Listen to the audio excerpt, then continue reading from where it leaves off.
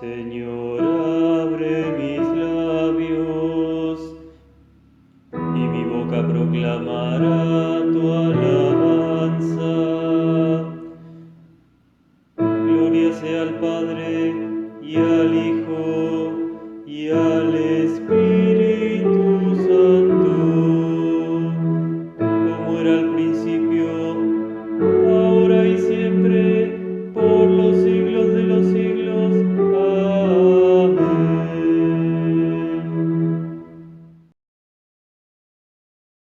Aleluya, aleluya, aleluya.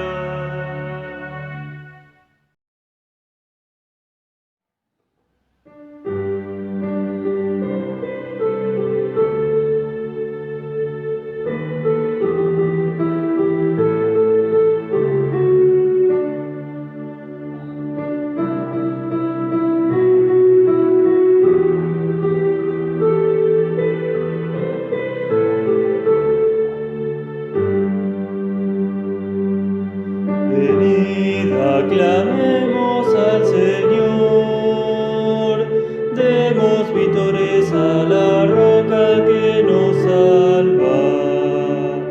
Entremos ante Él dándole gracias, aclamándolo con cantos, porque el Señor es un Dios grande, soberano de todos los dioses, tiene en sus manos las cimas de la tierra y son suyas las cumbres de los montes. Venid, aclamemos al Señor, demos vítores a la roca que nos salva. Entremos ante Él dándole gracias, aclamándolo con cantos. Suyo es el mar porque Él lo hizo, la tierra firme que sus manos modelaron. Entremos y postrémonos por tierra, bendiciendo al Señor nuestro Creador. Venid, aclamemos al Señor, demos vítores a la roca que nos salva.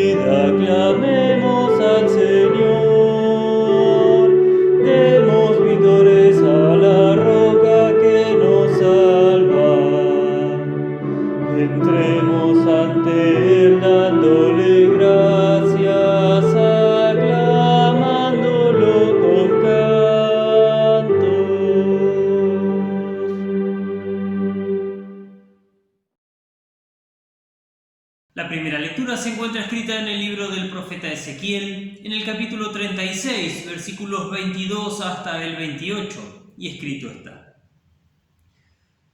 Por eso, dile al pueblo de Israel que yo, su Señor y Dios, he dicho: pueblo de Israel, no lo hago por ustedes, sino por causa de mi santo nombre, el cual ustedes profanaron entre las naciones a las que fueron llevados. Pero yo santificaré la grandeza de mi nombre, el cual ustedes profanaron entre las naciones, y cuando delante de sus ojos yo sea santificado en medio de ustedes, las naciones sabrán que yo soy el Señor. Palabra de Dios el Señor. Yo los recogeré de todas las naciones y países y los traeré de vuelta a su tierra. Esparciré agua limpia sobre ustedes y ustedes quedarán limpios de todas sus impurezas, pues los limpiaré de todos sus ídolos. Les daré un corazón nuevo y pondré en ustedes un espíritu nuevo. Les quitaré el corazón de piedra que ahora tienen y les daré un corazón sensible.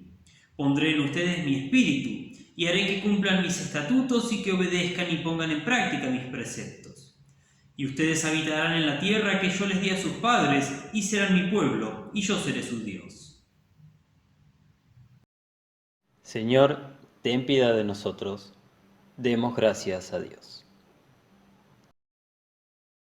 La lectura de la epístola se encuentra escrita en la primera carta del apóstol Pedro, en el capítulo 4, versículos 7 hasta el 14, y escrito está: El fin de todo se acerca, por lo tanto pórtense juiciosamente y no dejen de orar. Por sobre todas las cosas, ámense intensamente los unos a los otros, porque el amor cubre infinidad de pecados. Brínden su mutuo hospedaje, pero no lo hagan a regañadientes. Ponga cada uno al servicio de los demás el don que haya recibido y sea un buen administrador de la gracia de Dios en sus diferentes manifestaciones. Cuando hable alguno, hágalo ciñéndose a las palabras de Dios. Cuando alguno sirva, hágalo según el poder que Dios le haya dado, para que Dios sea glorificado en todo por medio de Jesucristo, de quien son la gloria y el poder por los siglos de los siglos. Amén. Amados hermanos, no se sorprendan de la prueba de fuego, a que se ven sometidos como si les estuviera sucediendo algo extraño. Al contrario, alégrense de ser partícipes de los sufrimientos de Cristo, para que también se alegren grandemente cuando la gloria de Cristo se revele. Bienaventurados ustedes cuando sean insultados por causa del nombre de Cristo. Sobre ustedes reposa el glorioso Espíritu de Dios. Señor, ten piedad de nosotros. Demos gracias a Dios. La lectura del Evangelio se encuentra escrita según San Juan, en el capítulo 15, versículos 26, hasta el capítulo 16, versículo 4, y escrito está: Pero cuando venga el Consolador, el Espíritu de verdad, el cual procede del Padre, y a quien yo les enviaré de parte del Padre, Él dará testimonio acerca de mí. Y ustedes también darán testimonio porque han estado conmigo desde el principio. Les he dicho estas cosas para que no tengan tropiezos. Ustedes serán expulsados de las sinagogas y llegará el momento en que cualquiera que los mate pensará que rinde un servicio a Dios. Y esto harán porque no conocen al Padre ni a mí. Pero les he dicho estas cosas para que cuando llegue ese momento se acuerden de que ya se lo había dicho. Dios, que muchas veces y de distintas maneras habló en otros tiempos a nuestros padres por medio de los profetas, en estos días finales nos ha hablado por medio del Hijo. Gracia y paz de nuestro Señor Jesucristo sean con ustedes ahora y siempre. Amén. Si nuestra mamá nos decía, estás avisada, ¿era algo bueno o algo malo? Habría que revisar cada contexto en particular, pero en general tenían una doble carga. Es bueno y es malo al mismo tiempo. Generalmente esto nos lo decían, a quienes nos lo dijeron, como un ultimátum. Último aviso para que corrijas tu actitud o tu accionar, si no, va a haber consecuencias. Entonces esto era bueno porque nos están dando la chance de evitar una consecuencia. Pero era malo en cuanto a que sabíamos que ya estaba enojada y no podíamos hacer lo que queríamos. Pero a fin de cuentas, era una advertencia que avisa qué es lo que sigue a continuación. En el texto del Evangelio tenemos una advertencia de Jesús en la que avisa que, con la llegada del Espíritu Santo, vamos a dar testimonio de Él. Pero no es una advertencia a modo de ultimátum, sino que es una advertencia para que no nos extrañemos cuando nos toca dar testimonio y no tropecemos en las pruebas, porque Él nos dijo de antemano que esto iba a suceder. El leccionario, el orden de las lecturas de acuerdo al calendario de la Iglesia, luego de la ascensión de Jesús, que fue el jueves, 40 días después de Pascua y 10 días antes de Pentecostés, ubica este texto en este fin de semana con mucho sentido. En algunos textos que se predican en el tiempo de Pascua, aparece repetidas veces la promesa del Espíritu Santo y su obra, pero como algo a futuro, algo para lo que todavía falta un tiempo. Pero en este texto tenemos esto como algo que es inminente, que va a suceder. Por eso se ubica 3 días después de Ascensión y 7 días antes de la venida del Espíritu Santo en Pentecostés. Cuando venga el Consolador, o también se puede traducir como ayudador, empieza diciendo Jesús.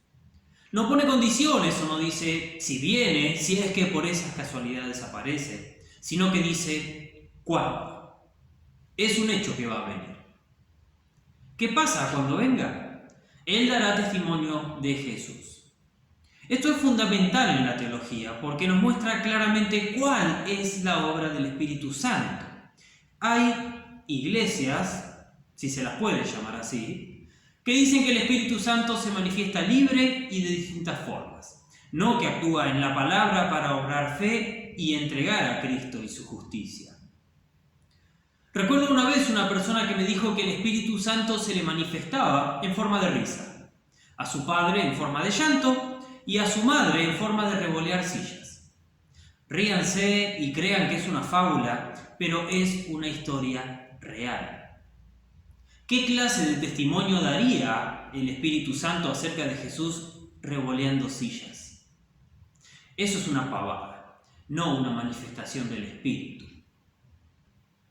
Tener en claro la obra del Espíritu Santo nos hace tener en claro lo que somos como iglesia. Una iglesia que predica a Cristo o una iglesia que predica las manifestaciones inmediatas individuales y sin conexión alguna con Cristo y su justicia que brota de la cruz.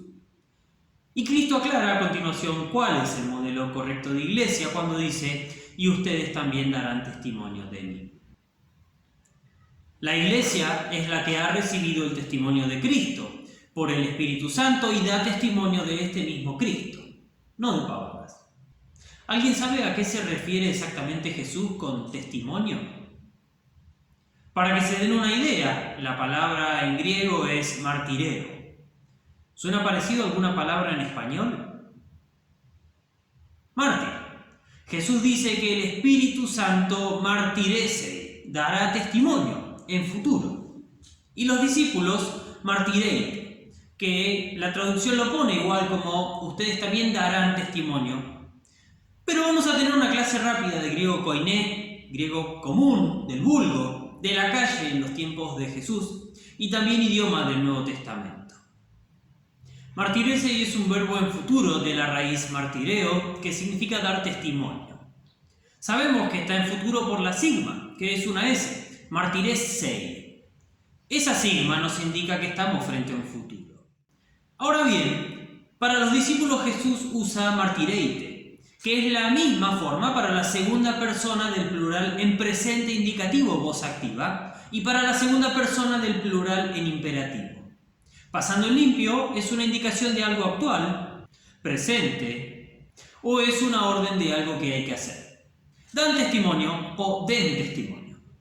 De cualquier forma que decidamos traducirlo, no es darán testimonio como en esta versión, porque no es algo que pasará a futuro, sino que es algo que pasa ahora, o está mandado a pasar porque es una orden, en caso de traducirlo como imperativo. Para mí la mejor traducción es en presente. Ustedes dan testimonio. ¿Por qué? Porque el Evangelio de Juan se escribió aproximadamente en el año 95 después de Cristo, en medio de una enorme persecución de los cristianos bajo Domiciano, emperador del Imperio Romano. Entonces Juan lo pone en presente para que cada lector, en medio de la persecución, sepa por qué está siendo perseguido, por qué están conmigo desde el principio. Y con Jesús desde el principio solo estaba el Padre, según Juan 1, en relación con Génesis 1, el relato de la creación. Juan dice, en el principio era el verbo, y el verbo estaba con Dios, y el verbo era Dios. Y Génesis, en el principio creó Dios los cielos y la tierra. ¿A qué se refiere entonces Jesús con el principio? Desde el principio, aparece 19 veces en el Nuevo Testamento y 11 en escritos de Juan, en su Evangelio y sus cartas. Y el uso de esta frase es marcar el principio de la vida cristiana que comienza con la fe. Entiéndase conversión o bautismo, donde nacemos de nuevo y empieza la vida de fe. Es el principio de la vida con Cristo. Por eso entonces ahora hay martirio, porque hemos nacido de nuevo. Jesús no estaba diciendo algo muy lindo, y ahora viene Él, estás avisado, como el de nuestras mamás, pero no como ultimátum, sino como un aviso para guardarnos de ser engañados. Les he dicho estas cosas para que no tengan tropiezos. O sea, se los digo para que no se vean sorprendidos y caigan de la fe. ¿Por qué? Porque se venía fea la cosa. Los iban a expulsar de las sinagogas, o sea, iban a ser discriminados y echados de la vida social y religiosa del lugar donde viven. Y se pone peor la cosa, porque llegará el momento en que cualquiera que los mate pensará que rinde un servicio a Dios. Que me echen, bueno, vaya y pase, pero que me maten, ya son palabras mayores. Pero eso es lo que viene en la vida cristiana, el martirio. Ya estamos avisados, el martirio va a venir, con diferentes formas, pero va a venir. La causa del martirio es estar con Cristo. Las pruebas y sufrimiento, entonces, no son por culpa de la fe débil o por pecados ocultos, como algunos afirman, sino que vienen juntamente con la fe. Por eso Pedro dice, no se sorprendan de la prueba de fuego a que se ven sometidos como si les estuviera sucediendo algo extraño. Al contrario, alégrense de ser partícipes en los sufrimientos de Cristo, para que también se alegren grandemente cuando la gloria de Cristo se revele. El martirio, dar testimonio soportando por fe los sufrimientos, es algo propio de la fe cristiana y tiene como recompensa ser partícipes de la gloria con Cristo, porque quien muere en fe no muere, sino que vive eternamente.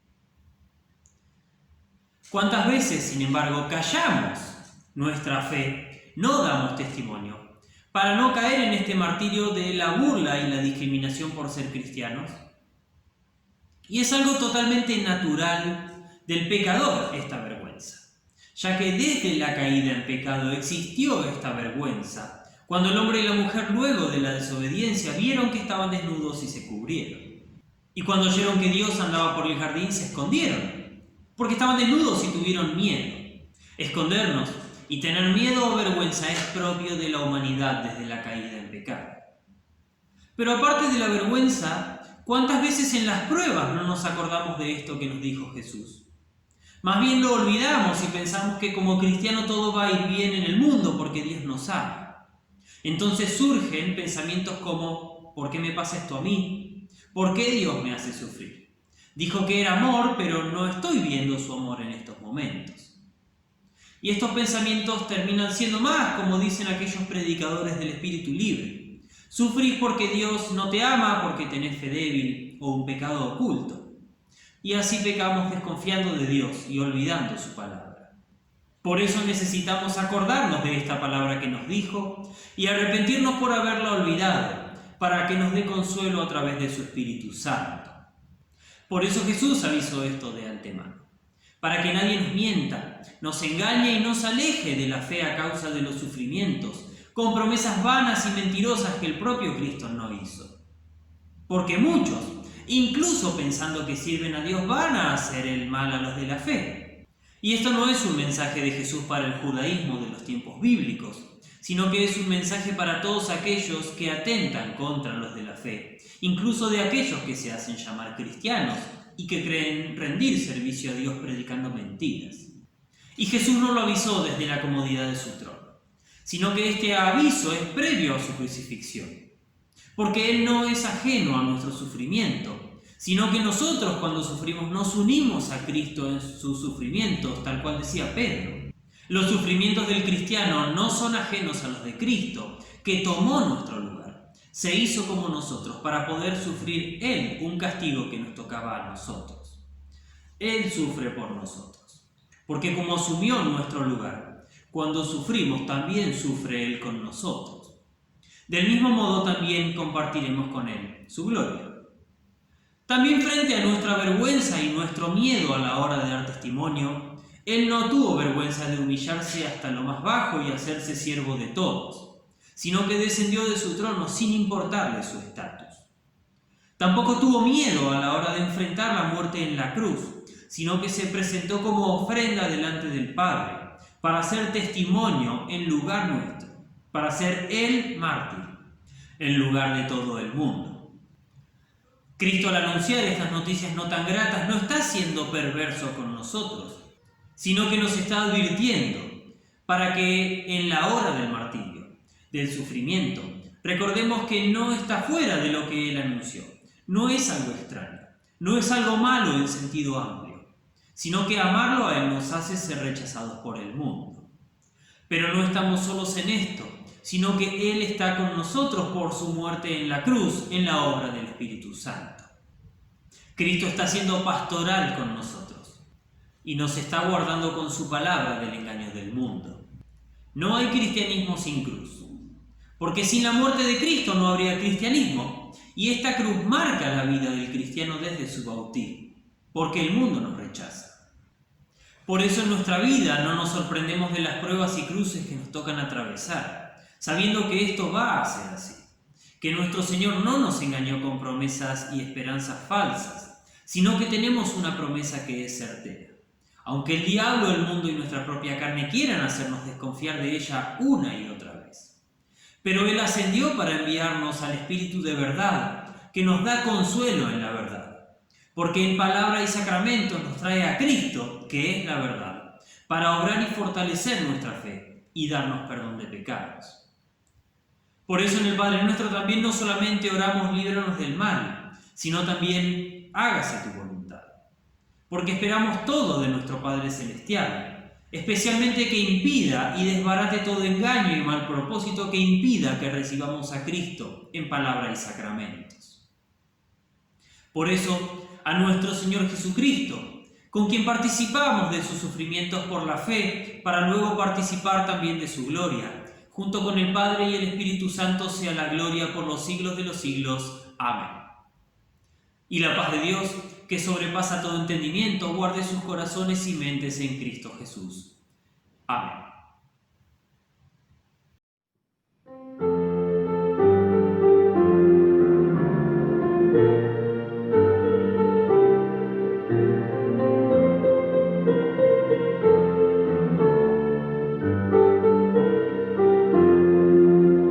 Bendito sea el Señor, el Dios de Israel, porque ha visitado a su pueblo con su salvación.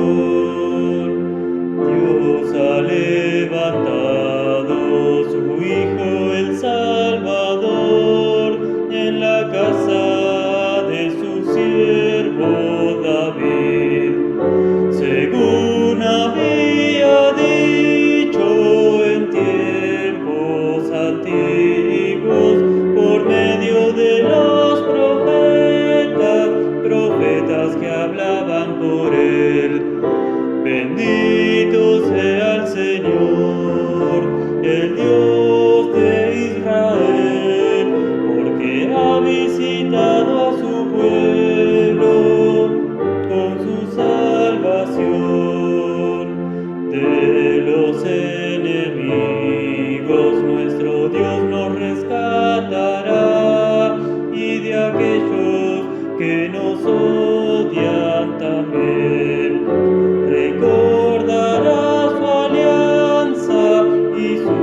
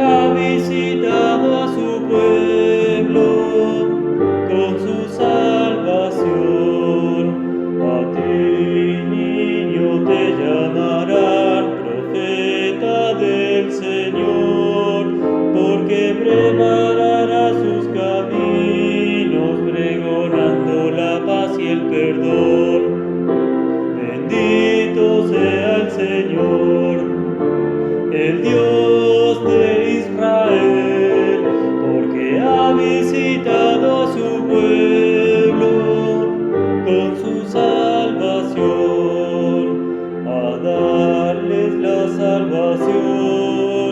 Viniste, oh Señor, llegaste a tu pueblo para entregarles perdón. Bendito sea el Señor, el Dios de Israel, porque ha visitado a su pueblo con su salvación. En su misericordia nuestro Dios nos visitará, como sol que nos ilumina, guiándonos por senderos de paz.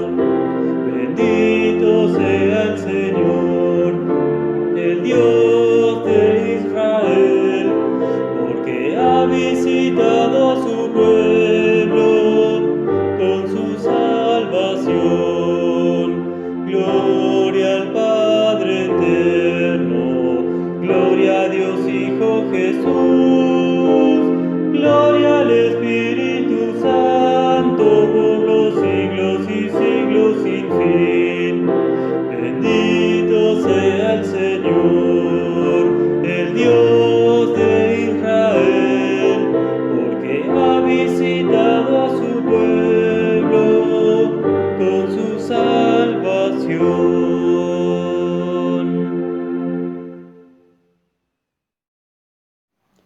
Oremos. Oh Señor nuestro Padre Celestial, Todopoderoso y Eterno Dios, tú nos trajiste de manera segura al comienzo de este día. Defiéndenos hoy con tu poder y concédenos tu protección, para no caer en pecado ni en ningún peligro, sino que, en todos nuestros quehaceres, siendo guiados por tu gobierno, permanezcamos bajo tu mirada paterna, por Jesucristo tu Hijo nuestro Señor, que vive y reina contigo y con el Espíritu Santo, siempre un solo Dios, por los siglos de los siglos. Amén. Instruidos por nuestro Señor Jesucristo y confiando en sus promesas, oramos. Padre nuestro que estás en los cielos, santificado sea tu nombre. Venga a nos tu reino, hágase tu voluntad, así en la tierra como en el cielo. El pan nuestro de cada día, dánoslo hoy, y perdónanos nuestras deudas, así como nosotros perdonamos a nuestros deudores. Y no nos dejes caer en la tentación, mas líbranos del mal. Porque tuyo es el reino, el poder y la gloria, por los siglos de los siglos. Amén. Bendigamos al Señor, demos gracias a Dios. El Señor Todopoderoso y Misericordioso, el Padre, el Hijo y el Espíritu